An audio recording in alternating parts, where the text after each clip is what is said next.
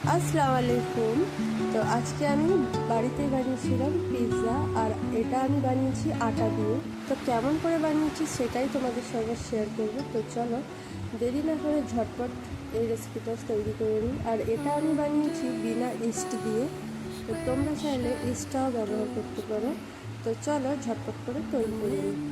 তো পিৎজা বানানোর জন্য যেটা আমাদের লাগছে, আমি এখানে 2 কাপ আটা নিয়েছি, আর তারপর এর মধ্যে দিয়ে দেবো একটু চিনি, আর তারপর এর মধ্যে আমি দিয়ে দিচ্ছি একটু নুন সামান্য, আর এখানে দিয়ে দিচ্ছি বেকিং সোডা, আর এখানে দেবো একটু টক দই। তারপর সবগুলোকে ভালো করে মিশিয়ে নিতে হবে। তারপর আমাদের যদি একটু পানি লাগে, তো আমি একটু একটু পানি দিয়ে এটাকে সফট ডো বানিয়ে নেব। তো ভালো করে মিশিয়ে নিয়েছি, এবার আমি একটু একটু পানি দিয়ে এটা সফট একটা ডো বানিয়ে নেব। তো আমি এবারে একটু একটু পানি দিয়ে ডোটা রেডি করে নিচ্ছি। তো আমার ডোটা একদম রেডি হয়ে গেছে। এরপর এর মধ্যে আমি দিয়ে দেবো একটু তেল, যাতে করে আমার এই ডোটা একটু সফট হয়। তো একটু তেল দিয়ে দিলাম। তো তেল দিয়ে আবারও একটু ভালো করে মেখে নিতে হবে, যাতে করে আমাদের যে ডোটা আছে একদম ভালোভাবে সফট হয়ে যায়। তো এটাকে আমি 15 মিনিটের জন্য ঢেকে রাখবো। তো তোমরা চাইলে 30 মিনিটের জন্য এটাকে ঢেকে রাখতে পারো। তো আমার কাছে সময় কম ছিল, তার জন্য আমি 15 মিনিটের জন্য ঢেকে রেখেছিলাম। এরপর দেখো আমাদের ডোটা একদম রেডি। তো 15 মিনিট পরে আমি ডোটাকে একদম রেডি দেখলাম। তো আবারও একটু ভালো করে মথে নিতে হবে।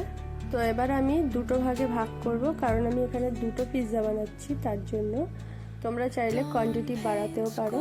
তো আমি যার মধ্যে পিৎজাটা সেট করব, আমি এরকম একটা বাসন নিয়েছি, দেখতেই পারো। এর মধ্যে একটু তেল দিয়ে দেবো, যাতে পিৎজাটা ভালোভাবে উঠে যায়। তো এইভাবে আমি সেট করে দেব, দেখতেই পাচ্ছ। তো ভালো করে সেট করে দিচ্ছি। তো সেট করার পর আমি এর মধ্যে একটু ছিদ্র দিয়ে দেব, এইভাবে একটা ফোকের সাহায্যে, যাতে করে এর যে রুটিটা ফুলে না যায়। তো এরপর দেখো ছিদ্র করা হয়ে যাবার পর এর মধ্যে আমি যেগুলো দেব, তো বাড়িতে থাকা যে উপকরণগুলো ছিল আমি সেগুলো দিয়েই পিৎজা বানিয়েছি।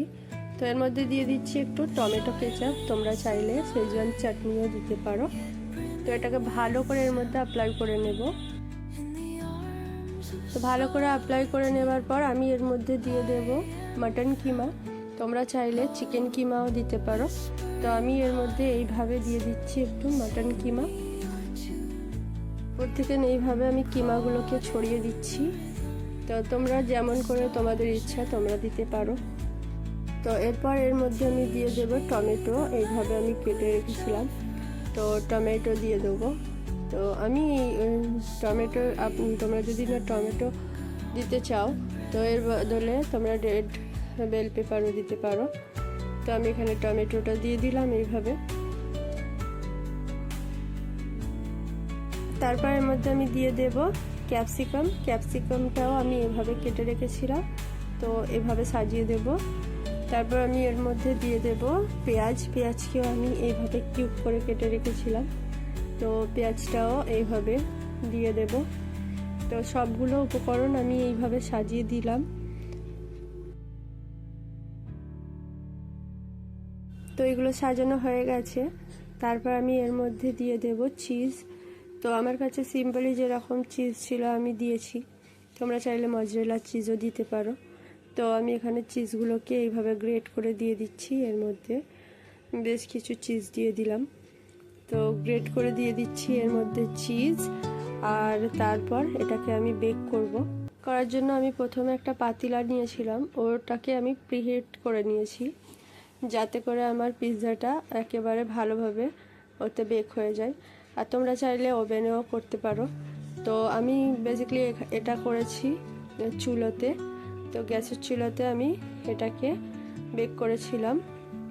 একটা পাতিলটাকে ফার্স্টে গরম করে নিয়েছি, তারপরে ওর মধ্যে আমি একটা স্ট্যান্ড বসিয়ে দিয়েছিলাম। তো ভিডিওতে আগে তোমরা দেখতে পাবে। তো এখানে আমি চিজগুলোকে এইভাবে এর মধ্যে ভালো করে গ্রেট করে ছড়িয়ে দিয়েছি।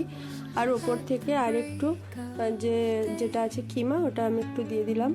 তো আমি এখানে একটা পাতিলেতে একটু পানি নিয়ে নিলাম। তো পানিটাকে একটু ভালো করে প্রিহিট করে নিয়েছি, দিয়ে তারপর যেটা ওর মধ্যে পিৎজাটা ওর মধ্যে রেখে দিব। তারপর এটাকে ভালো করে ঢাকনা দিয়ে ঢেকে 20 মিনিটের জন্য এটাকে বেক করে নিতে হবে।